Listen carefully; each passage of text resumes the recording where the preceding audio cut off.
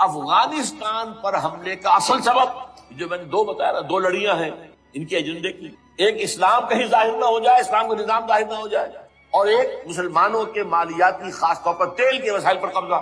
اب افغانستان میں کیا ہوا ہے، یہ سارا معاملہ تھا اسلام کا راستہ، کہ یہاں تو اسلام ایک شکل دکھا رہا ہے اپنی، اور اگر انہیں موقع مل گیا یہ تو ایک ایسی ویلفیئر اسٹیٹ قائم کر، زکوٰۃ کا نظام قائم ہو جائے گا تو اعلیٰ ترین ویلفیئر اسٹیٹ قائم ہو جائے گا، اور اگر یہاں پر جو ہے یہ ساری سزائیں نافذ ہو، معاشرہ کرائم فری ہو جائے گا، لوگوں میں محبت ہوگی، مساوات ہوگی، اور یہ کہ عام لوگوں کے لیے ویلفیئر ہوگا، اور یہ سامنے نظام آ گیا تو پھر ہمارا یہ نظام کیپیٹلزم یہ کہاں رہے گا، اس کو تو منہ چھپانے کی جگہ نہیں ملے گی۔ لہذا افغانستان پر حملے کا اصل موٹیو، لیکن انہوں نے افغانستان میں کوشش کی طالبان کے زمانے میں، یونیکول جو ہے ان کی سب سے بڑی جو ہے کمپنی ہے، اس نے مذاکرات کیے، وہ دیکھ کر حیران ہے کہ یہ ان پڑھ، یہ ملے ملاٹے جو ہیں یہ تو بڑے ٹف بارگینر ہیں، اس طریقے سے پاؤں جما کر طالبان نے جو ان کے ساتھ مذاکرات کی اور ان سے اپنی شرطیں پیش کی، وہ گھبرا کر بھاگ گئے۔ یہ صورتحال بھی تھی افغانستان پر قبضہ، لیکن یہ ہے کہ اصل کیا تھا کہ وہ اسلام کی کوشش ان کا میجر، اسی لیے پورا عالم کفر جمع ہے،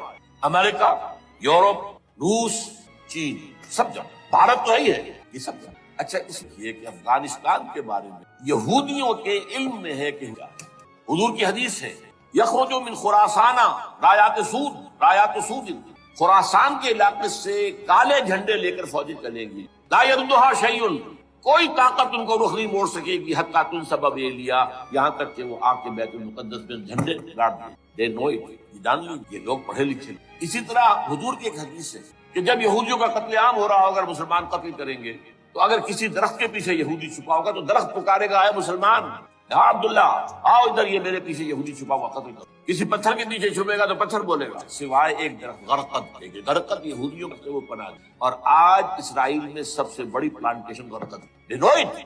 اسی لیے افغانستان، خراسان، یہ افغانستان کا ہارٹ ہے افغانستان، اور یہ بھی جان لیجیے ہمارا جو مالاکنڈ سے اوپر کا علاقہ ہے یہ بھی خراسان کا ہے، اولڈ خراسان، جسے گریٹر خراسان کہا جاتا ہے۔ ایک میں نے ایرانی سے پوچھا تھا اس کے بارے میں، اس نے کہا خراسان ہمارا ایک صوبہ ہے، مجھے معلوم ہے، جس کا دارالخلافہ مشہد ہے اور یہ ان کا مقدس شہر ہے، وہ تو اسے مکے کی طرح سمجھتے۔ بہرحال میں نے کہا میں پوچھ رہا ہوں پرانا خراسان بزرگ، تو خراسان بزرگ کا انہوں نے بتایا پورا افغانستان اس میں، اور پھر یہ اسٹیٹس جو ہیں سینٹرل اسٹیٹس، اور ایران کا ایک حصہ اور پاکستان کا ایک حصہ، یہ جو مالاکنڈ کا، اور یہ بڑی معنی خیز بات ہے کہ وہی مالاکنڈ سے تحریک چلی، جو اصل تحریک ہے طالبان پاکستان، وہ سوات سے چلی۔ بہرحال اس وجہ سے، اس پہلو سے یہ جو ہے افغانستان پر حملے کا سب سے بڑا سبب وہ تھا کہ طالبان کون ہے، کہاں سے آ گئے ہیں۔ کوئی 30 سال پہلے تو ان کا کوئی تذکرہ نہیں تھا، ہاں افغانستان میں طالب علموں کو طالبان کہہ دیا جاتا تھا، اس پہلو سے تو وہ موجود تھے، لیکن طالبان ایک سیاسی یا عسکری قوت کی حیثیت سے کیسے منظر پر آئے، اس کے لیے ذرا سرسری سا آپ کو جائزہ لینا ہوگا۔ افغانستان کی تاریخ کے پچھلے 30-35 سال، افغانستان میں آپ کو معلوم ہے کئی سو سال سے ایک بادشاہی نظام چل رہا تھا، اور اکثر و بیشتر بڑا اطمینان کے ساتھ چل رہا تھا، امن کے ساتھ چل رہا تھا، اگرچہ افغانستان کے جو دیہی علاقے تھے ان میں رہنے والوں کی جو اکثریت، عظیم اکثریت ہے، وہ بڑی شدید مذہبی انداز کی تھی، نماز، روزہ اور اس پردہ، حجاب، یہ ان کے کلچر میں شامل ہے۔ یوں سمجھیے کہ یہ مذہب ہونے کا پہلو بعد میں آتا ہے، ان کے کلچر کا جزء۔ لیکن یہ ہے کہ جو بڑے شہر تھے، خاص طور پر کابل، وہ پوری طرح ویسٹرنائز ہو چکا تھا بادشاہ کے نام کے تحت۔ جب شاہ ظاہر شاہ آئے تھے ایک دفعہ پاکستان، ان کے ساتھ ان کی بیگم بھی تھی بلکہ، اور وہ اسکرٹ پہنے ہوئے، ٹانگیں ان کی ننگی تھی، تو لوگ بڑے حیران ہوئے تھے، افغانستان، افغان بادشاہ کی بیگم جو ہے افغان بلکہ اس لباس میں۔ لیکن واقعہ یہی ہے کہ کابل جو ہے پورے طور پر ویسٹرنائز تھا، اکثر و بیشتر وہاں بھی جو لوگ نچلے طبقات میں تھے ان کے اندر ظاہر بات ہے کہ مذہب کا وہ جو کلچر ہے ان کا وہ موجود۔ اس کیفیت میں ایک سڈن چینج آئی جب سردار داؤد خان نے تختہ الٹا ظاہر شاہ کا، اور ان کی لیننگز جو ہیں، رجحان جو ہیں، وہ روس کی طرف زیادہ تھے، لیکن یہ کہ وہ کوئی خالص نظریاتی کمیونسٹ نہیں تھے۔ اس کے بعد آپ کو یاد ہوگا یکے بعد دیگرے کئی قتل ہوئے، سردار داؤد کو کسی نے قتل کیا، پھر اس کو کسی اور نے قتل کیا، پھر کسی اور نے قتل کیا، اور اس کے بعد آخر میں کیا ہوا کہ روسی فوجیں اور کرمل جو تھا اس کے ساتھ روسی فوجیں آ گئی۔ تو یہ جو ایک تبدیلی ہوئی ہے، اس کے خلاف جو ہے اسلامی قوتوں کی طرف سے ریزنٹمنٹ آئی، اس لیے کہ اگرچہ ان تبدیلیوں کے دوران کمیونزم جو ہے وہ کم سے کم جو شہری علاقے تھے افغانستان کے اس میں مضبوط قدم جما چکا تھا۔ پارٹیاں دو تھیں، پرچم اور خلق، لیکن ان دونوں کے درمیان فرق وہی تھا جو رشین ریولیوشن میں مولشوکس اور بولشوکس کا تھا۔ پارٹیاں دو لیکن نظریہ ایک، کمیونزم ایک، قیادتیں دو جدا، دو پارٹیاں۔ اسی طریقے سے ان کی پارٹیاں دو تھیں، آپس میں ان کا جو ہے پاور سٹرگل بھی جاری تھی، لیکن کمیونزم کے اوپر وہ بالکل جو ہے پورے متفق۔ اب یہاں پاکستان میں اس کا جو رد عمل ہوا اس کو سمجھیے، جو بہت صحیح ہوا۔ ابھی جب کہ وہ ریزسٹنس شروع ہوئی تھی اور روسی فوجیں نہیں آئی تھی، ابھی گویا کہ ایک لوکل فینومینا تھا، گویا کہ سب کچھ جو ہے وہ افغانستان کے اندر، جس کو میلٹنگ پاٹ کہتے ہیں، اسی کے اندر تھا۔ تو اس وقت بھی ظاہر بات ہے کہ کمیونزم کے خلاف مسلمانوں کے اندر اور مذہبی مزاج کے لوگوں کے اندر ایک رد عمل شروع ہوا، ریزسٹنس شروع ہوا، اور ان میں خاص طور پر کالجوں اور یونیورسٹیوں کے طلبہ کا حصہ بہت زیادہ تھا۔ یہ لوگ جو ہیں یا تو جماعت اسلامی کے زیر اثر تھے اور یا زیادہ تر جو ہے الاخوان المسلمون کے زیر اثر تھے۔ انہی کے لیڈروں میں حکمت یار تھے، گلبدین حکمت یار، انہی میں احمد شاہ مسعود، اور ان دونوں کی بڑی گہری دوستی تھی، بہت گہرے ایک دوسرے کے ساتھ یہ گویا کہ کامریڈز تھے اور ساتھی تھے۔ پھر استاد ربانی، عبدالرسول سیاف، اس قسم کے لوگ، ان لوگوں نے جو ریزسٹنس موومنٹ شروع کی، تو یہاں بھٹو صاحب نے اس وقت بالکل صحیح قدم اٹھایا۔ ان میں سے بعض لوگوں کو دعوت دی، وہ آئے دارالحکومت میں، بھٹو صاحب کے مہمان رہے، ان کی پیٹھ تھپ کی، ٹھیک ہے کرو کوشش، اور یقیناً کچھ نہ کچھ جو ہے انہیں مدد بھی دی ہوگی، لیکن یہ کہ اس کے بارے میں مجھے معلوم کچھ نہیں ہے۔ اندازہ ہے کہ جب بلایا ہے، پیٹھ تھپ کی ہے، اس لیے کہ ظاہر بات ہے ان کو معلوم تھا یہ کہ اگر جو ہے یہاں پر کمیونزم آ گیا اور خاص طور پر روس اگر قابض ہو گیا تو پھر اس کا اگلا قدم پاکستان ہے۔ گویا کہ وہ جو صدیوں پرانا خواب ہے روسیوں کا، وہ زار کے زمانے کا خواب ہے کہ سائبیرین ریچ جو ہے وہ بہت ہی چاہتا تھا کہ کسی طریقے سے یہ افغانستان اور پاکستان کو رونگتے ہوئے، اور وہ جو ہے بحیرہ عرب، عریبین سی اور بحر ہند، انڈین اوشن کے گرم پانیوں تک پہنچ جائے گا۔ لہذا افغانستان میں قدم جم گئے تو ظاہر بات ہے کہ اس کے بعد اگلا ہدف جو ہے وہ پاکستان ہوگا۔ تو یہ صورتحال تھی کہ جس میں بھٹو صاحب نے جو قدم اٹھایا وہ بالکل صحیح تھا۔ بعد میں جب روسی فوجیں آ گئیں، اب ایک ریزسٹنس شروع ہوئی زبردست۔ ان میں سب سے پہلی ریزسٹنس جو ہے وہ در حقیقت جو جہاد شروع ہوا ہے وہ جہاد فی سبیل الحریت تھا۔ اس کی بنیاد مذہبی نہیں تھی بلکہ آزادی تھی، اس لیے کہ افغان قوم جو ہے وہ غلام رہنے کی عادی نہیں، اس کے لیے ذہناً تیار نہیں، جذباتی طور پر تیار نہیں۔ یہ پوری تاریخ کی حقیقت ہے۔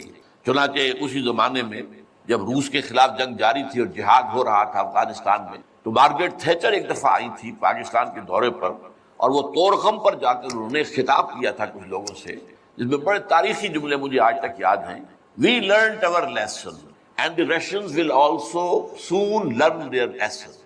افغانستان کے بارے میں ہم نے سبق سیکھ لیا تھا، ہم نے بار بار فوج کشی کی اور فتح کیا، لیکن اپنا قبضہ برقرار نہیں رکھ سکے۔ اسی طریقے سے بالفرض اگر روس نے قبضہ کر بھی لیا تو وہ یہاں رہ نہیں سکے گا۔ یہ سبق جو ہے ہم نے تو سیکھ لیا ہے، روسی بھی سیکھ لیا۔ بہرحال اس وقت جو صورتحال پیدا ہوئی اس میں ایک فیکٹر جو نیا آیا اس کو ذہن میں رکھیے۔ اس وقت پورے عالم اسلام میں احیاء اسلام اور نفاذ شریعت کا ایک جذبہ پروان چڑھ رہا تھا۔ یہ جذبہ شروع ہوا ہے کب؟ جب کہ کولونیل رول کا بستر طے ہونا شروع ہوا۔ یہ یورپین جو پاورز تھی انہوں نے اپنا بستر رول کرنا شروع کیا، تو جیسے جیسے مسلمان ممالک آزاد ہوئے ان کو یاد آیا، جیسے آدمی کوئی نیند سے اٹھے تو یاد آیا کہ میں نے کوئی خواب دیکھا تھا، یاد آیا کہ ہمارا بھی تو ایک نظام ہوتا تھا نا، یا انگریزوں کے آنے سے پہلے، یا ولندیزیوں کے آنے سے پہلے، یا فرانسیسیوں کے آنے سے پہلے، یا اطالویوں کے آنے سے پہلے، یا اسپینیئرز کے آنے سے پہلے، یہ آخر ہمارا ایک نظام تھا، تو اب ہم اس نظام کو دوبارہ قائم کریں۔ یہ ایک جذبہ تھا، اگرچہ مبہم تھا، واضح نہیں تھا، اور یہ کہ آج کے دور میں اسلامی نظام کیا ہوگا، کیسے ہوگا، اس کے کوئی واضح تصورات نہیں، لیکن جذبہ موجود ہے۔ اسی کو علامہ اقبال نے جو ہے ابلیس کی زبان سے کہلوایا ہے، وہ ابلیس کی مجلس شورا میں، کہ ہے اگر کوئی خطر مجھ کو تو اس امت سے ہے، نہ مجھے جمہوریت سے کوئی اندیشہ ہے، ہم نے خود شاہی کو پہنایا ہے جمہوری لباس، یہ تو ہم نے خود ہی اس کو ایک لباس اڑا دیا ہے شاہی کو، اور اسے جمہوریت کا رنگ دے دیا ہے۔ وہ انڈیویجول ساورنٹی کی بجائے ایک پاپولر ساورنٹی، کلیکٹیو ساورنٹی، وہ شرک جو کا تو ہے، کفر جو کا تو ہے، اور نہ مجھے اشتراکیت سے کوئی اندیشہ ہے۔ کب ڈرا سکتے ہیں مجھ کو اشتراکی کوچہ گر؟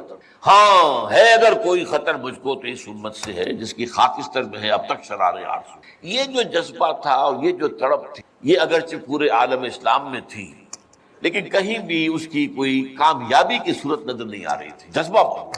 اس وقت ایسا ہوا کہ جہاد افغانستان کو ایک تو اس جذبے نے سپورٹ کی، اور یہ جذبہ کھنچ کر آیا کہ شاید ہاں افغانستان کے اندر اب یہ کام عملاً ہو جائے گا۔ اس لیے پوری دنیا سے لوگ آئے، والنٹیئرز آئے، انہوں نے جانیں دی، انہوں نے وہاں پر محنتیں کی، اپنے کوئی انڈونیشیا سے چلا آ رہا ہے، کوئی برما سے چلا آ رہا ہے، کوئی فلسطین سے چلا آ رہا ہے، کوئی فلپائن سے چلا آ رہا ہے، کوئی تھائی لینڈ سے چلا آ رہا ہے، کوئی سعودی عرب سے چلا آ رہا ہے، کوئی مصر سے چلا آ رہا ہے، کوئی لیبیا سے چلا آ رہا ہے، کوئی چچنیا سے چلا آ رہا ہے، یہ سارے لوگ آئے وہاں، اس لیے کہ جذبہ یہ کہا گیا کہ یہ جہاد فی سبیل اللہ ہے۔ میں واضح کر چکا ہوں کہ میرے نزدیک وہ جہاد فی سبیل اللہ نہیں تھا۔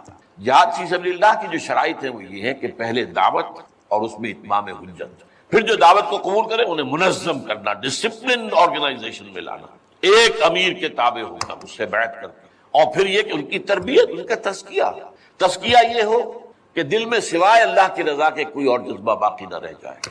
یہ مال و دولت دنیا یہ نہیں، کچھ نہیں، نہ حکومت نہ سیادت، صرف اللہ کی رضا، اور یہ کہ جذبہ اتنا ابھر آئے کہ تن من دھن حتیٰ کہ جان دینے کے لیے تیار ہو۔ یہ ساری شرائط ہیں جہاد فی سبیل اللہ کی۔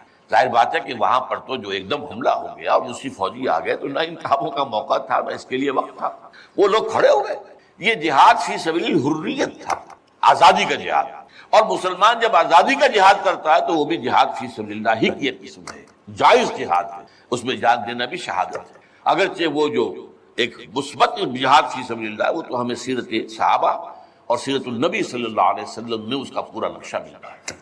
بہرحال ایک تو یہ کہ وہ کشش ان کو کھینچ کر لائی، دوسری طرف امریکہ نے وہ یہ چاہتا تھا کہ اسے نظر آ گیا کہ روس سے ایک تو جو بڑا پرانا اکاؤنٹ ہے، یعنی یہ کہ جو ویتنام میں روسیوں کے ہاتھوں شکست کھائی تھی امریکہ نے اور بھاگا تھا وہاں سے، تو گویا کہ اس کا بدلہ لینے کا یہ سنہرا وقت آ گیا ہے، اس سے بھرپور فائدہ اٹھایا جائے، اور یہ کہ اگر ہو سکے تو شاید اس حد تک بھی ان کے خیال میں ہو کہ یو ایس ایس آر کو ختم کر دیا جائے۔ میرے خیال میں ایسا نہیں تھا، وہ یہ نہیں سمجھتے تھے کہ یو ایس ایس آر ختم ہو جائے گا، لیکن یہ کہ بہت کمزور ہو جائے گا اور یہ کہ اس کی بلیڈنگ ہو جائے۔ اس کے لیے اس نے اس جہاد کا غلغلہ دوسروں سے بڑھ کر، مسلمانوں سے بڑھ کر جو ہے دنیا میں بلند کی، اور ان جہادی لیڈروں کا کردار بنایا پوری دنیا میں، ان کی شخصیت کی امیجز بنائی ہیں۔ احمد شاہ مسعود کو دی لائن آف پنشیر پوری دنیا کے اندر اس کے بارے میں جو ہے وہ دھاک پٹ، تاکہ یہ لوگ زیادہ سے زیادہ لوگ آ جائیں، والنٹیئر مل جائیں۔ ہمارا آدمی تو کوئی نہیں مرے گا، ہم تو پیسے دیں گے اور ہتھیار دیں گے، مریں گے یہ مسلمان مریں گے، چاہے وہ افغان ہیں چاہے باہر سے آنے والے ہیں۔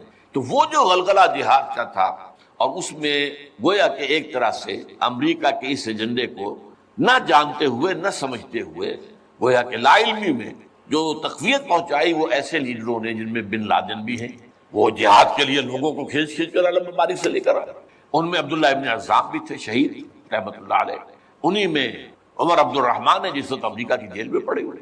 یہ سب لوگ کیا تھے؟ جہاد کے نام پر دنیا سے لوگوں کو لے کر آ رہے ہیں، اور اس میں گویا کہ نہ جانتے ہوئے ان نوئنگلی وہ امریکہ کے اعلی کار بن گئے۔ بہرحال اس میں نتیجہ جو نکلا، مجاہدین جب مجاہدین کو فتح ہو گئی، ظاہر بات ہے اس میں دونوں فیکٹرز ان میں رکھیے، صرف مجاہدین کی سرفروشی اور جانفشانی نہیں، امریکہ کے ہتھیار نے یقیناً اس میں ایک بڑا ڈیسائسو رول پلے کیا، خصوصاً تازہ ترین ہتھیار اسٹنگر میزائل جسے دنیا جانتی نہیں تھی وہ دے دیا، اور اصل میں جو روسی فوج جو ہے دل برداشتہ ہو کر بھاگی ہے اس میں اسٹنگر میزائل کا بہت بڑا دخل تھا، کیونکہ ان کا سب سے بڑا ہتھیار تھا جو وہ گن شپ ہیلی کاپٹرز لے کر آتے تھے، اور وہ ظاہر بات ہے جہاں پہاڑوں کے اوپر بھی مورچے لگائے ہوئے تھے وہاں ظاہر بات ہے ٹینک تو نہیں پہنچ سکتے تھے، کوئی اور بمباری وہاں کرنا مشکل تھی، تو یہ گن شپ بڑے جہازوں سے بہت نیچے آ کر بمباری بھی ممکن نہیں تھی، تو گن شپ ہیلی کاپٹر سے جو بمباری وہ کرتے تھے، فائرنگ کرتے تھے، وہ ان کا سب سے بڑا ہتھیار تھا، اور اس کو بالکل ختم کر کے رکھ دیا اسٹنگر میزائل،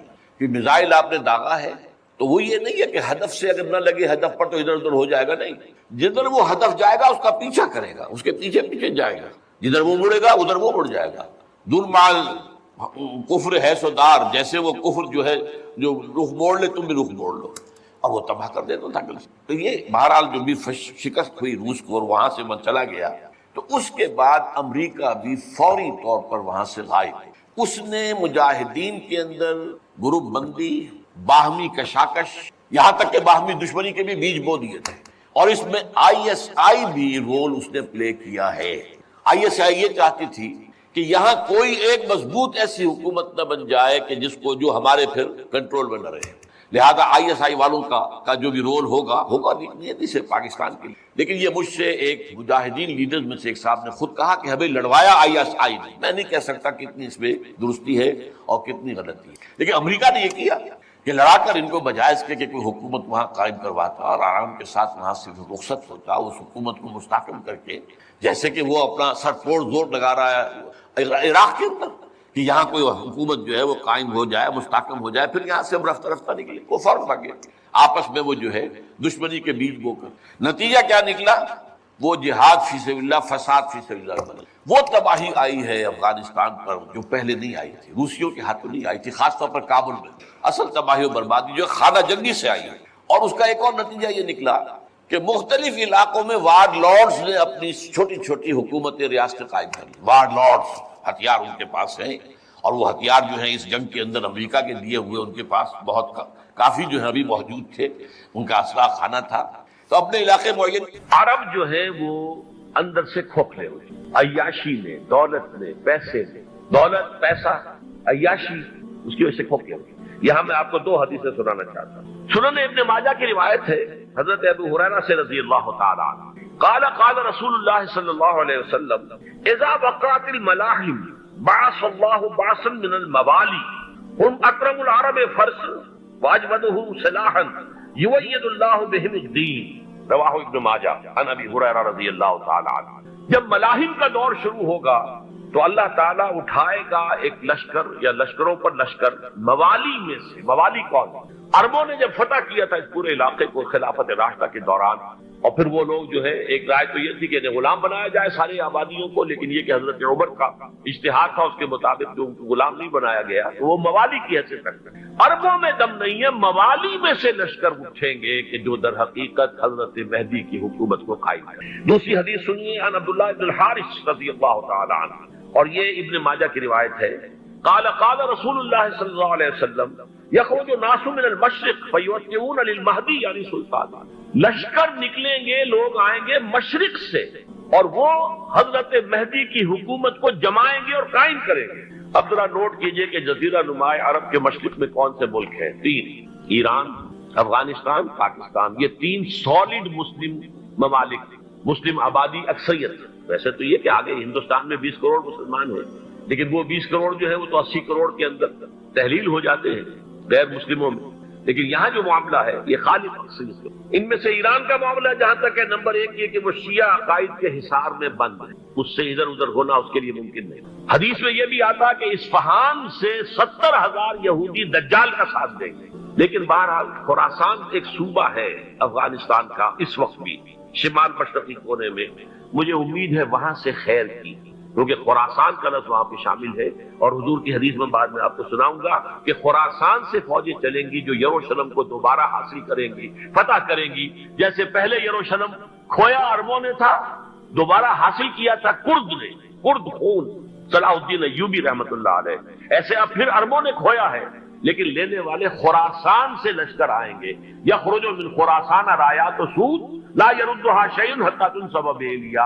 خراسان کے علاقے سے کالے علم لے کر لشکر چلیں گے جن کے روح کو کوئی موڑ نہیں سکے گا جب تک کہ وہ جا کر یروشلم میں نصب کرے. اس کے بعد نام آتا ہے پاکستان کا. یہ ہے میری اور آپ کی داستان، اور یہ ہے سبب جس کی وجہ سے کہ میں آپ سے یہ گفتگو کر رہا ہوں. اصل میں تو کس لیے؟ محض ایک علمی استفادہ، محض اپنی بات آرا کو ظاہر کرنے کا شوق نہیں، بلکہ یہ کہ اپنی ذمہ داری ہم پہچانے کہ ہم کس مقام پر کھڑے ہیں. دیکھیے اس پاکستان کے بارے میں یا ہندوستان کے بارے میں علامہ اقبال نے کہا تھا اپنے ترانہ ملی میں، میرے عرب کو آئی ٹھنڈی ہوا جہاں سے، میرا وطن وہی ہے، میرا وطن وہی ہے. اور مجھے بتایا گیا کہ سنن ابی داؤد میں یہ روایت موجود ہے کہ حضور نے فرمایا کہ ہندوستان کی طرف سے مجھے ٹھنڈی ہوا آتی، اگرچہ مجھے وہ حدیث ابھی نہیں ملی، لیکن حزب التحریر کا ایک کارڈ مجھے ملا تھا، تو اس میں اس حدیث کا اور اس میں ابن داؤد ابو داؤد کے روایت کا حوالہ موجود ہے. لیکن میں جو چیز آپ کو بتا چکا ہوں وہ یہ کہ الف ثانی کا پورا تجدیدی کارنامہ اس ہندوستان کی سرزمین میں ہوا. مجدد الفسانی، شیخ احمد سرندی، شاہ ولی اللہ دہلوی، سید احمد بریلوی، وہ تو ہمارے پاکستان میں آ کر جو ہے ان کا خون جذب ہوا ارض پاکستان میں۔ پھر شیخ الہند مولانا محمود حسن۔ تحریک خلافت چلی تو صرف ہندوستان میں چلی اور کہیں نہیں چلی۔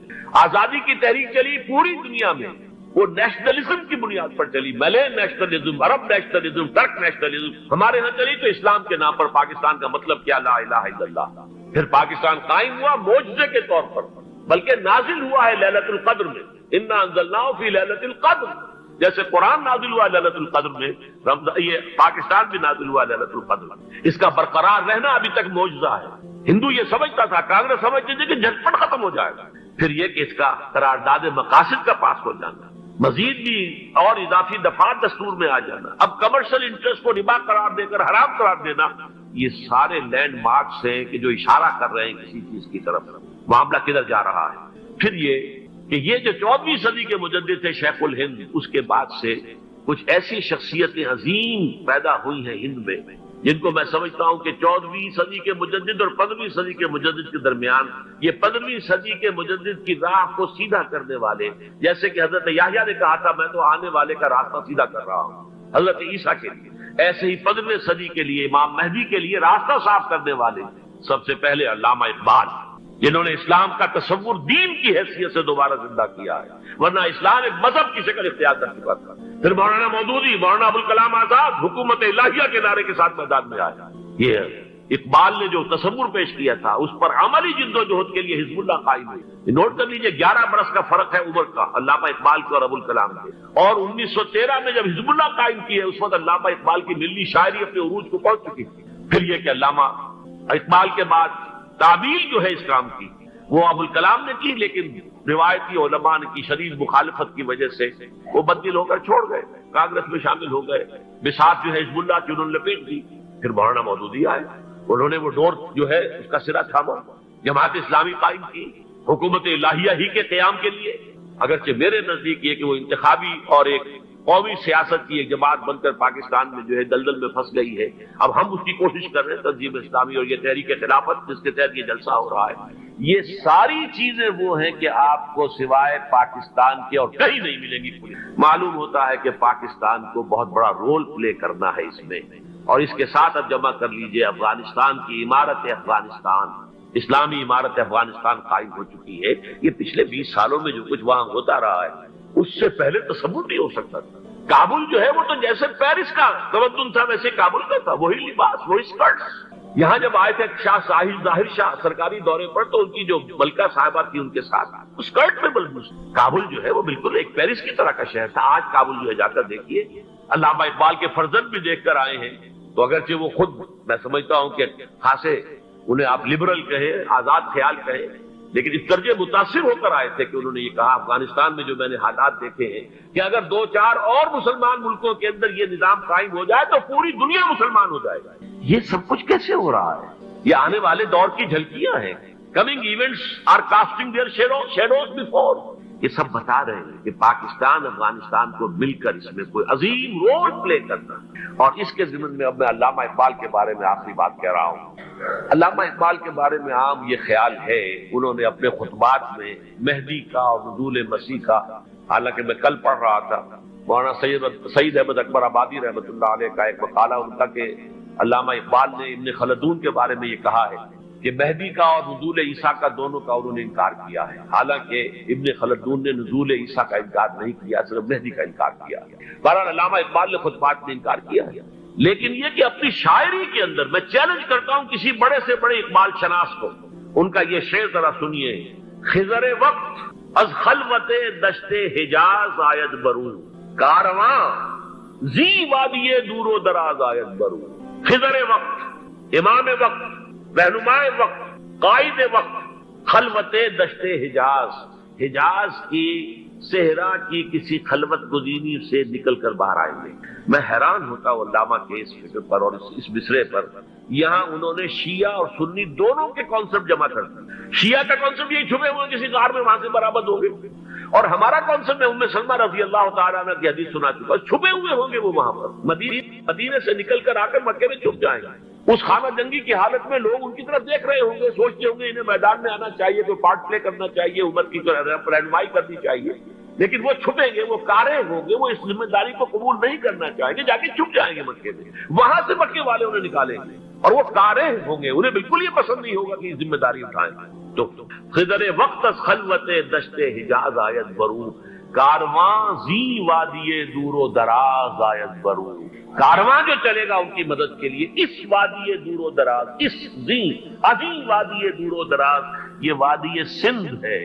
وادی سندھ جو ہے ہم سمجھتے ہیں کہ صرف یہ پاکستان اور پنجاب جو ہے یہ اس میں شامل ہے، سندھ اور پنجاب نہیں، افغانستان کا پورا مشرقی علاقہ اس میں شامل ہے۔ جیسے دریائے جیلم سندھ میں جا رہا ہے، جیسے دریائے گلگت سندھ میں آ کر ملتا ہے، جیسے دریائے چناب اور راوی اور جیلم اور یہ سب جا رہے ہیں اور آ رہے ہیں، اسی طرح دریائے کابل کہاں سے آ رہا ہے، دریائے گومل کہاں سے آ رہا ہے، ٹوچی کہاں سے آ رہا ہے، یہ سارا جو ہے ڈرین جو ہو رہا ہے ایسٹرن جو ہے پارٹ آف افغانستان، یہ سب وادی ہے۔ اس وادی کے یہ دو حصے ہیں، ایک حصہ جو ہے یہ ادھر پاکستان میں ہے اور اسی وادی کا دوسرا حصہ جو ہے وہ افغانستان میں ہے۔ کارواں زی وادی دور و دراز آیت برو، کارواں چلے گا یہاں سے، یخرج ناس من المشرق یؤتون للمہدی یعنی سلطان ہی، مشرق سے فوجیں چلیں گی کہ جو مہدی کی حکومت قائم کریں گی، اور یخرج من خراسان رایات و سود، اور خراسان سے سیاہ پرچم چلیں گے کہ جن کا رخ کوئی موڑ نہیں سکے گا، حتیٰ تنصب بیلیا، یہاں تک کہ وہ جا کر یروشلم کے اندر دفن ہو جائے گا۔ حضرات میں ایک میری گفتگو کا حصہ باقی تھا لیکن میں اسے چھوڑ رہا ہوں، اس لیے کہ گلوبلائزیشن جو اس کی ہوگی، جو خلافت علی منہاج النبوہ کی تجدید کامل حضرت مہدی کے ہاتھوں عرب میں ہوگی، اس سے پہلے اس کے لیے محنت، کوشش، جد و جہد پاکستان اور افغانستان میں ہو چکی ہوگی جو اسے سپورٹ کرے گی اور وہاں جا کر حکومت قائم کرے گی۔ اس کے بعد گلوبلائزیشن کا جو مرحلہ اس کا ہے وہ حضرت مہدی کے ہاتھوں نہیں ہے، وہ حضرت عیسیٰ ابن مریم ان کے نزول کے بعد، جن کے نزول کے بعد دجال کا خاتمہ ہوگا اور یہودیوں کا استحصال ہوگا، مسلمانوں پر بھی بڑی تکالیف عربوں پر آئیں گی، شدائد آئیں گے، لیکن یہ وہ میں حصہ جو اپنی گفتگو کا آج چھوڑ رہا ہوں اس لیے کہ میں دیکھ رہا ہوں کہ بعض حضرات کا صبر کا پیمانہ اب لبریز ہو رہا ہے، تو میں اس حصے کو پھر ملتوی رکھتا ہوں کسی دوسری محفل اور کسی دوسری مجلس اور نشست پر، لیکن یہ کہ امام مہدی کی حکومت قائم کرنے کے لیے کون لوگ آئیں گے؟ 57 سال ہو گئے ہمیں، جو ملک لیا تھا اسلام اسلام اسلام اسلام کی رٹ لگا کر، وہ کہاں اسلام؟ میں سب سے پہلے عنوان میں دو چیزوں کی اصلاح کرنا چاہتا ہوں۔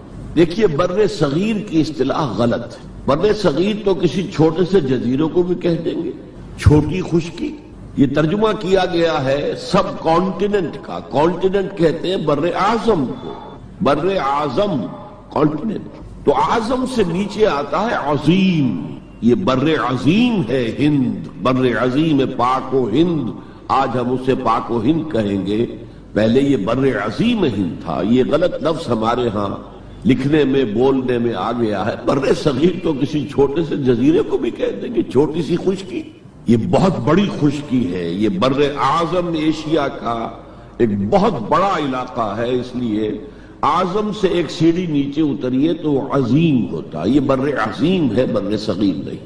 اسی طرح مسلمان غیر اسلامی ریاست میں اس میں بھی ایک مغالطہ ہے، گویا کہ دنیا میں کوئی خالص اسلامی ریاست بھی ہے، جبکہ آج دنیا کی تمام مسلمان مملکتیں خالص غیر اسلامی ہیں، تو گویا کہ بنیادی طور پر کوئی فرق واقع نہیں ہوا۔ مسلم اکثریت کا ملک ہونا اور بات ہے اور اسلامی ریاست ہونا اور بات ہے، زمین و آسمان کا فرق۔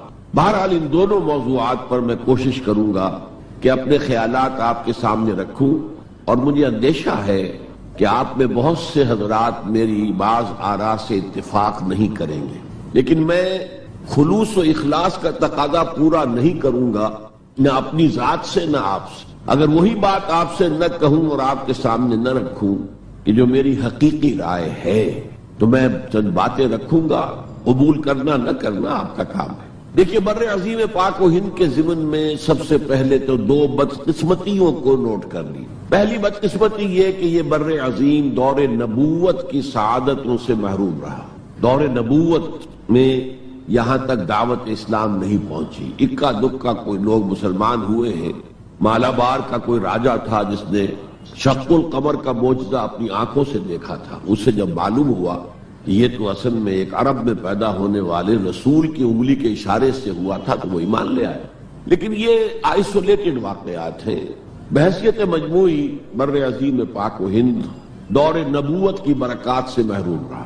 پھر یہ کہ دور خلافت راشدہ کی برکات سے بھی محروم رہا. یہاں اسلام کسی قابل ذکر حیثیت میں آیا ہے دور بنی امیہ میں، وہ بھی کسی دعوت و تبلیغ کے مثبت مقصد کے لیے نہیں، بلکہ ایک انتقام اور بدلے کے لیے کہ کچھ مسلمان تاجروں کا ایک بحری قافلہ جو سرندیپ سے لنکا سے جا رہا تھا عرب کی طرف، اسے یہاں کراچی کے قریب اسے یہاں کے سندھی ڈاکوؤں نے لوٹ لی. اس پر مطالبہ آیا اسلامی مسلمان حکومت کی طرف سے. وہ ملوکیت تھی، اب وہ اسلامی حکومت اس معنی میں نہیں رہی تھی جس معنی میں کہ خلافت راشدہ اسلامی حکومت تھی کہ جو قیدی ہیں تمہارے پاس رہا کرو اور کمپنسیٹ کرو جو بھی نقصان یہاں ان مسلمان تاجروں کا ہوا ہے.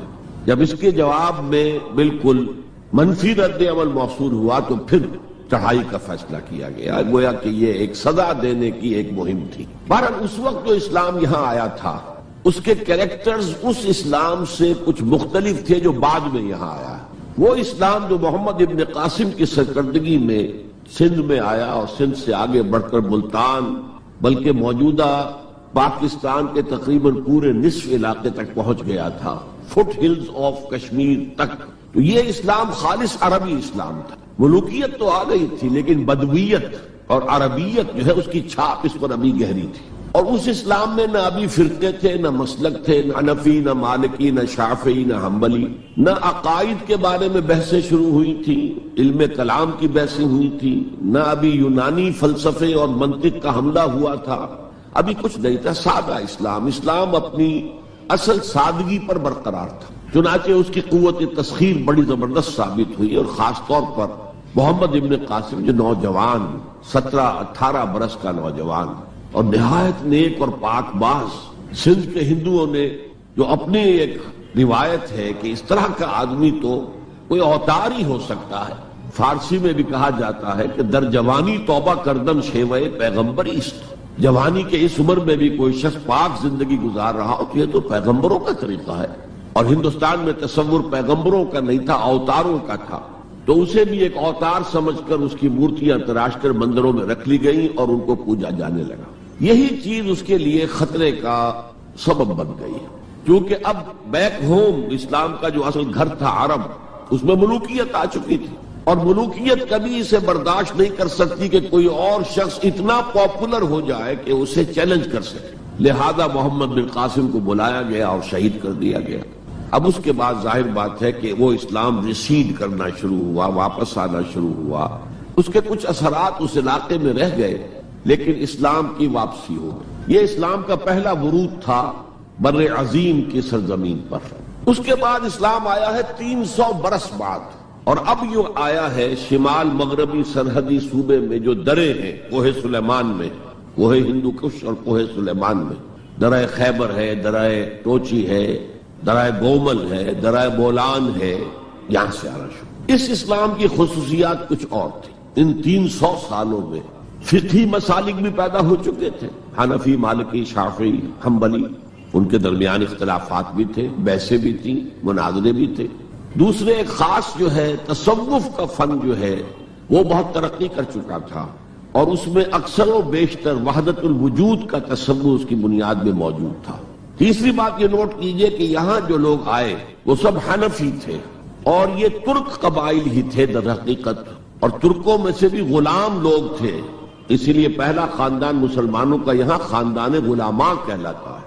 ترک غلام تھے یہ، جو اپنی ذاتی صلاحیت اور اپنی استعداد کی بنا پر ترقی کرتے کرتے بادشاہت کے مقام تک پہنچے. عالم اسلام میں اس وقت 2 عظیم جگہوں پر غلاموں کی حکومت تھی، اور اس سے اندازہ ہو سکتا ہے کہ اسلام میں غلاموں کا فیوچر کتنا روشن ہے. ممالک، مملوک، یہ مصر میں حکمران تھے، وہ بھی غلام تھے. خاندان غلامہ، قطب الدین ایبک، شمس الدین التتمش، یہ سب کون تھے؟ غلام تھے. بہرحال اب جو اسلام آیا اس میں قیادت کی ایک تسلیس پیدا ہو چکی تھی، توحیدی شان نہیں رہی تھی. خلافت راشدہ میں قیادت توحیدی تھی. خلیفہ وقت ہی حاکم بھی تھے، خلیفہ وقت ہی مجتہد بھی تھے، عالم بھی تھے، اور وہی سب سے بڑے اللہ والے بھی تھے.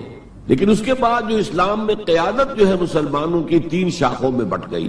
سیاسی قیادت وہ تو قبائلی عصبیت کی بنیاد پر قائم ہو رہی ہے، تو سیاست تو ہو گئی طاقت کے بل پر، جس کی لاٹھی اس کی بھینس.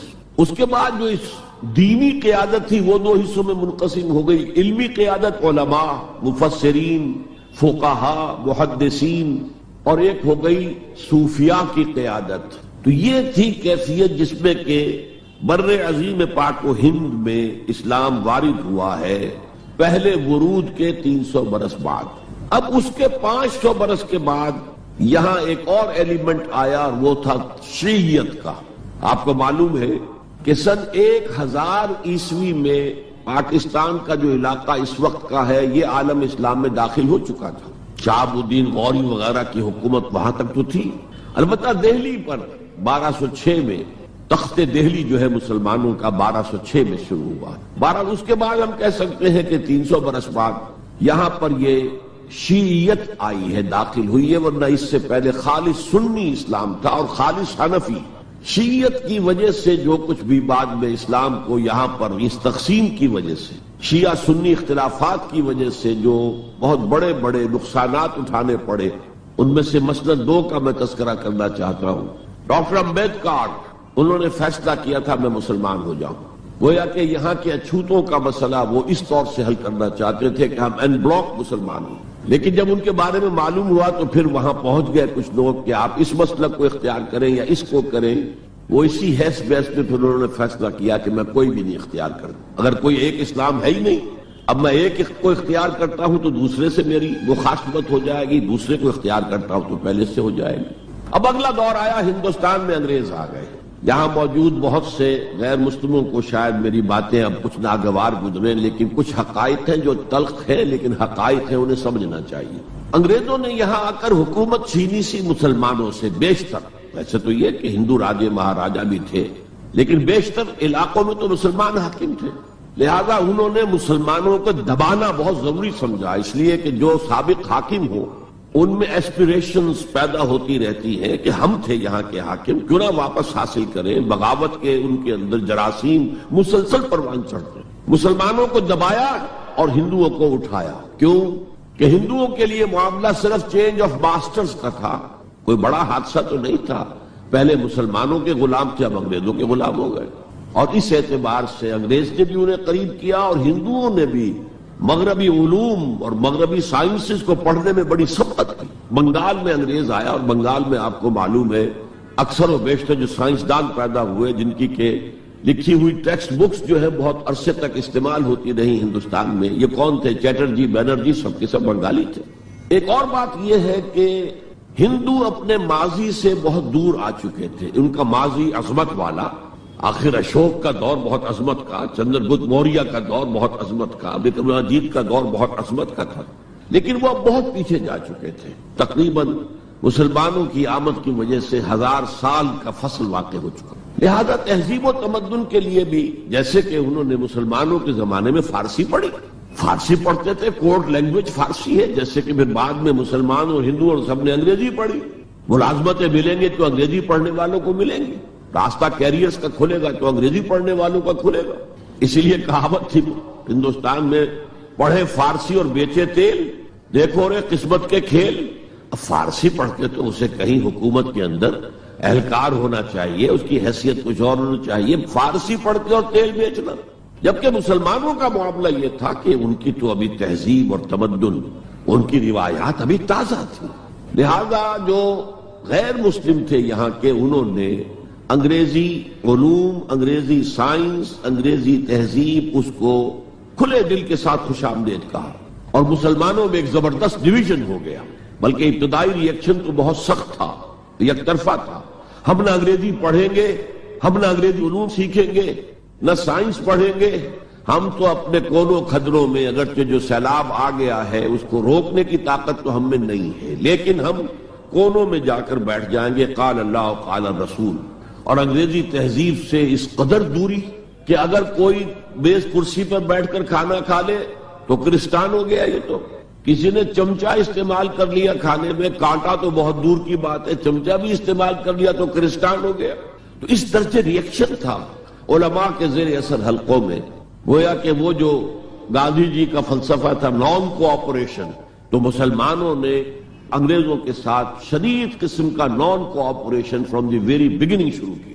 اس پر سر سید احمد خان نے ان دونوں چیزوں کی مخالفت کی۔ ایک تو انہوں نے انگریزوں کو بتایا کہ دیکھو یہ جو آزادی کی جنگ تھی یہ صرف مسلمانوں کی نہیں تھی، 1857 کی، یہ تو مشترک تھی، تو اس کے اندر کیا سبب ہوا ہے، اس کی وجہ سے آپ مسلمانوں سے بودھ محسوس نہ کریں۔ اور مسلمانوں سے بھی کہا بھائی انگریزی پڑھو، انگریزی علوم حاصل کرو، سائنس پڑھو، سائنٹیفک نالج حاصل کرو، ورنہ تمہاری حیثیت ہندوستان میں کیا رہ جائے گی؟ پلے دار رہ جاؤ گے یا گوشت فروش رہ جاؤ گے، اللہ اللہ خیر صلی اللہ، اور تمہاری کوئی حیثیت نہیں رہے گی۔ تو اس اعتبار سے سر سید احمد خان ایک اہم لینڈ مارک ہے۔ اس کے علاوہ انگریزی دور کا ایک اور جو پہلو بہت اہم ہے، انگریزوں نے ڈیوائڈ اینڈ رول پالیسی کے تحت مسلمانوں اور ہندوؤں کے درمیان مرافرت کو ہوا دی۔ یہ ان کی پالیسی رہی مستقل، یہ ایک قوم کی حیثیت سے سامنے نہ آ جائے، پھر ظاہر بات ہے کہ ہمارے پاؤں تو اکھڑ جائیں گے یہاں سے۔ تو یہ جو ہمارے ہاں شروع ہوا، کچھ اور فیکٹر بھی تھے۔ ہندوؤں میں ایک انتقامی جذبہ بھی تھا کہ مسلمانوں نے ہم پر حکومت کی ہے 800 برس، 1000 برس، اور ظاہر بات ہے سارے حاکم اچھے تو نہیں تھے، کوئی اچھا بھی تھا، تو اکثر و بیشتر تو عیاش قسم کے لوگ تھے۔ ہم نے محل بنائے، تاج محل بنائے، ہم نے کوئی کام اور تو کیا نہیں۔ دین کی تبلیغ تو اولیاء اللہ نے کیا، صوفیاء نے کی، کبھی بھی سرکاری سطح پر، حکومت کی سطح پر یہاں تبلیغ اسلام کا اہتمام نہیں ہوا۔ ایک دو ایکسیپشنز ہیں، ایک راجہ گجرات کاٹھیا واڑ کے علاقے کا جس نے کہ تبلیغ کا اہتمام کیا، ایک راجہ کشمیر کا تھا جس نے تبلیغ کا اہتمام کیا، باقی حکمرانوں نے کوئی کوشش۔ آزادی سے قبل متصلاً جو کیفیت پیدا ہو گئی تھی، اس کا ایک اہم فیکٹر یہ تھا کہ مسلمانوں میں ہندوؤں کا ایک خوف پیدا ہو، کیونکہ جو نظام اب بن چکا تھا وہ تو یہ تھا کہ ووٹ کی بنیاد پر فیصلے ہوں گے، ون مین ون ووٹ۔ اس کے اعتبار سے مسلمان اقلیت میں اور غیر مسلم ہندو یہاں اکثریت میں، تو گویا کہ ہمیشہ کے لیے اگر ایک ملک کی حیثیت سے یہ ملک جو ہے تقسیم آزادی حاصل کرتا ہے تو مسلمان غلام ہو جائیں، ان کی تہذیب بھی ختم کر دی جائے گی۔ شدھی کی تحریک شروع ہو چکی تھی، ان کا مذہب بھی تبدیل کرنے کی کوشش کی جائے گی۔ میوات کے علاقے میں بڑی زبردست تحریک اٹھائی گئی تھی شدھی کی، جس کا توڑ کرنے کے لیے مولانا محمد الیاس رحمۃ اللہ علیہ سامنے آئے اور تبلیغی جماعت کا انہوں نے سلسلہ شروع کیا۔ یہ اصل میں میوات کے اندر جو شدھی کی تحریک تھی اس کا جواب تھا، اس سے حفاظت مسلمانوں کی۔ تو اندیشہ یہ تھا کہ ہندو ایکسپلائٹ کرے گا، ہماری تہذیب کو ختم کرے گا، ہماری زبان کو ختم کرے گا، معاشی طور پر ہمیں ایکسپلائٹ کرے گا، مفلوج کرے گا، اور اپنی سی کوشش کرے گا کہ ہمارا مذہب بھی تبدیل کرا دے۔ تو مسلمانوں کی ایک قومی جماعت، اگرچہ وہ شروع میں قومی اس کو کہنا غلط تھا، وہ نوابوں، جاگیرداروں، نواب زادوں ان کی جماعت تھی مسلم لیگ، جو 1906 میں قائم ہوئی۔ مسلمان عوام کا اس سے ساتھ کوئی نہ رابطہ تھا، نہ ان کا کوئی رابطہ عوام کے ساتھ۔ اس کی جو 1906 سے لے کر 1924 تک کی جدوجہد ہے، وہ ساری دفاعی جدوجہد تھی۔ ہمارے یہ حقوق ہونے چاہیے، ہمیں اس کی ایشورنس دی جانی چاہیے، ہمیں سیپریٹ الیکٹوریٹ دیا جائے، اور یہ کہ اس سے بھی آگے بڑھ کر ہمیں مرکز میں کچھ زیادہ حیثیت دی جائے تاکہ ہماری بھی کوئی حیثیت ہو، کوئی توازن پیدا ہو سکے۔ بس اسی پر ساری گفت و شنید تھی۔ اور اس کے ضمن میں محمد علی جناح جو ہیں وہ تو پروفٹ آف لو قرار دیے گئے تھے، اتحاد کا پیغام بر۔ وہ 1906 میں تھے انڈیا میں موجود، مسلم لیگ میں شامل نہیں ہوئے تھے، کانگریس کے رکن تھے۔ اس کے بعد 1913 میں جا کر مسلم لیگ میں شامل ہوئے ہیں مولانا محمد علی جوہر کے کہنے پر، پھر بھی کانگریس کے رکن بھی رہے، مسلم لیگ کے رکن بھی رہے، اور انہوں نے حتی الامکان کوشش کی کہ کوئی فارمولا ایسا بن جائے جس پہ کہ اتحاد ہو جائے اور ضمانت مل جائے کہ مسلمانوں کے ساتھ کوئی اس قسم کا سلوک نہیں کیا جائے گا کہ وہ بالکل یوں سمجھیے کہ نیچے لگ کر رہ جائیں اور ان کی کوئی حیثیت نہ رہے۔ لیکن وہ ناکام ہوئے، شدت کے ساتھ ناکام ہوئے، اور پھر اس درجے مایوس ہوئے کہ ہندوستان چھوڑ کر جا کر انگلستان میں بس گئے، اور وہاں انہوں نے اپنی لیگل پریکٹس شروع کر دی۔ ایس ایم اکرام صاحب جو ایک بڑے مصنف ہیں، آب کوثر، موج کوثر، رود کوثر کے جو مصنف ہیں، وہ اہم ترین کتابیں ہیں 3 مسلم انڈیا کی، political as well as cultural history, ثقافتی جو معاملہ ہے وہ بھی ساتھ ساتھ ہر دور میں کیا اس کا رنگ رہا ہے، اس کو بہت ہی سمجھیے ایک بڑے ماہرانہ انداز میں انہوں نے بہت عمدگی کے ساتھ مرتب کیا ہے۔ وہ اس وقت آکسفورڈ میں پڑھ رہے تھے، طالب علم تھے، نوجوان، وہ ملے محمد علی جناح سے۔ اس وقت تک ابھی وہ قائد اعظم کا تو خطاب انہیں نہیں ملا تھا، محمد علی جناح، اور ان سے کہا آپ ہندوستان چھوڑ کے کیوں آ گئے؟ ہندوستان کے مسلمانوں کو تو آپ کی ضرورت ہے۔ تو انہوں نے سخت الفاظ کہے تھے کہ ہندو ناقابل اصلاح ہے۔ یہ اس وقت کی ہندو قیادت پر ان کا تبصرہ تھا، اور مسلمانوں کا حال یہ ہے کہ ان کا کوئی لیڈر مجھ سے صبح جو بات کرتا ہے شام تک ڈپٹی کمشنر یا کمشنر یا گورنر تک پہنچا دیتا ہے، تو ایسی قوم کی قیادت میں کیسے کروں؟ لیکن اصل میں ایک ٹرننگ فیکٹر آیا ہے، turning point in the history of Muslim league movement, and that was 1930۔ اس میں جو الہ آباد میں مسلم لیگ کا سیشن ہوا تھا، اس میں خطبہ صدارت دیا تھا علامہ اقبال نے۔ علامہ اقبال اس سے پہلے ہندوستان میں ایک سور پھونک چکے تھے کہ اب اسلام کی نشأت ثانیہ کا دور آنے والا ہے، اسلام جو ہے دوبارہ دنیا کے اندر برسر عروج آئے گا۔ ایک امید افزا صورتحال علامہ اقبال نے اپنی ملی شاعری سے پیدا کر دی۔ کتاب ملت بیضا کی پھر شیرازہ بندی ہے، یہ شاخ ہاشمی کرنے کو ہے پھر برگ و بر پیدا، سبق پھر پڑھ صداقت کا، شجاعت کا، عدالت کا، لیا جائے گا تجھ سے کام دنیا کی امامت کا۔ نوا پیرا ہو اے بلبل کے ہو تیرے ترنم سے، کبوتر کے تنے نازک میں شاہی کا جگر پیدا۔ اور ویسٹرن سویلائزیشن کو انہوں نے چیلنج کیا تھا، دیار مغرب کے رہنے والوں خدا کی بستی دکان نہیں ہے، کھرا جسے تم سمجھ رہے ہو وہ اب ذرے کم عیار ہوگا، تمہاری تہذیب اپنے خنجر سے آپ ہی خودکشی کرے گی، جو شاخ نازک پہ آشیانہ بنے گا ناپائیدار ہو۔ کہ یہاں فرسٹ ورلڈ وار کے بعد جو عالم اسلام کی کیفیت ہوئی تھی، اس پر کس قدر یاس انگیز، نا امیدی سے بھرا ہوا مرثیہ مولانا حالی نے لکھا تھا۔ قوم کی زبان اس وقت وہ قومی شاعر، قومی شاعر جو ہے قوم کی زبان ہوتا ہے۔ پستی کا کوئی حد سے گزر نہ دیکھے، اسلام کا گر کر نہ ابھر نہ دیکھے، مانے نہ کبھی مد ہے ہر جزر کے بعد دریا کا ہمارے جو اترنا دیکھے۔ اور آخر میں جو مناجات بحضور سرور کونین صلی اللہ علیہ وسلم، اے خاصہ خاصان رسول وقت دعا ہے، امت پہ تیری آ کے عجب وقت پڑا ہے، وہ دین جو بڑی شان سے نکلا تھا وطن سے، پردیس میں وہ آج غریب الغربا ہے۔ اسی قسم کے مرثیے علامہ شبلی نے کہے، مولانا حمید الدین فراہی نے کہے، لیکن اقبال پہلا شاعر ہے جس نے کچھ مرثیے بھی کہے ہیں۔ جب انگلینڈ جاتے ہوئے وہ گزر رہے تھے سسلی، جزیرہ سسلی کے پاس سے جہاز گزر رہا تھا، تو دل میں ہوک اٹھی ہے، کبھی یہ مسلمان جہاز رانوں کا مرکز ہوتا تھا، بیس ہوتا تھا، رولے اب دل کھول کر اے دیدہ خونابہ بار، وہ نظر آتا ہے تہذیب حجازی کا مزار، تھا یہاں ہنگامہ ان صحرا نشینوں کا کبھی، بحر بازی گاہ تھا جن کے سفینوں کا کبھی۔ کہا ہے مرثیہ بھی کہا، اقبال کے ہاں مرثیہ ہے، لیکن ساتھ ہی ایک امید افزا پیغام کہ اب دوبارہ نکل کے صحرا سے جس نے روما کی سلطنت کو الٹ دیا تھا، سنا ہے یہ قدسیوں سے میں نے، وہ شیر پھر ہوشیار ہوگا۔ یہ جو عوامی ایک فضا ان کی شاعری سے پیدا ہو چکی تھی، ملی شاعری سے، انہوں نے 1930 میں آ کر مسلم لیگ کی موومنٹ میں اس کا انجیکشن لگا دیا۔ اسی طرح چلتی ہوئی ایک تحریک تھی، 1906 سے آئی تھی، 24 برس ہو چکے تھے 1930 تک، اب اس میں ایک انجیکشن لگا دیا گیا، احیاء اسلام۔ اس خطبے میں علامہ نے ایک طرف مسلم قومیت کو بہت مستحکم کیا دلائل کے ساتھ، عمرانی دلائل، پولیٹیکل سائنس کے جو مستحکم اصول ہیں ان کی بنیاد پر کہ مسلمان ایک علیحدہ قوم ہے۔ اور نمبر 2 انہوں نے کہا، اور یہ ایک پروفیسی تھی، ایک طرح کی مستقبل کے بارے میں ایک پیشن گوئی تھی، تجویز نہیں تھی۔ پارٹیشن آف انڈیا کی تجویز تو بہت بعد میں آئی ہے، 1940 میں، یہ 1930 کی بات میں کر رہا ہوں۔ تو انہوں نے کہا تھا، مجھے یقین ہے کہ یہ ڈیسٹنی ہے، تقدیر مبرم ہے کہ ہندوستان کے شمال مغرب میں، شمال مشرق کا انہیں اس وقت احساس نہیں ہوا تھا، ایسٹ پاکستان کا جو اب بنگلہ دیش ہے ادھر ان کی نگاہ نہیں گئی تھی، ہندوستان کے شمال مغرب کے اندر ایک آزاد مسلمان ریاست قائم ہوگی، اور اگر ایسا ہو گیا تو ہمیں موقع مل جائے گا کہ دور ملوکیت میں، جس کے لیے لفظ بڑا ثقیل استعمال کیا انہوں نے، عرب امپیریلزم، یہ بنو امیہ، بنو عباس یہ عرب امپیریلسٹ تھے، یہ عرب قوم کا امپیریلزم تھا، ان کی حکومت اسلام کی عکاسی کرنے والی نہیں تھی، اسلام کی عکاسی کرنے والی تو خلافت راشدہ تھی، ابو بکر تھے، عمر تھے، عثمان تھے، علی تھے رضی اللہ تعالی عنہ۔ تو دور ملوکیت میں یا دور عرب امپیریلزم میں جو داغ دھبے آ گئے ہیں اسلام کے چہرے پر، انہیں صاف کر کے اور صحیح اسلام کی ایک شکل دنیا کو دکھائیں۔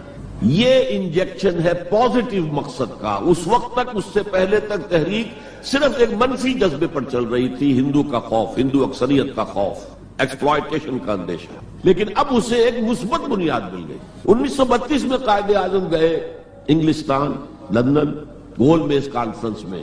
جناح صاحب اس میں شریک نہیں تھے، اس لیے کہ وہ تو ویسے ہی سیاست کا میدان چھوڑ چکے تھے.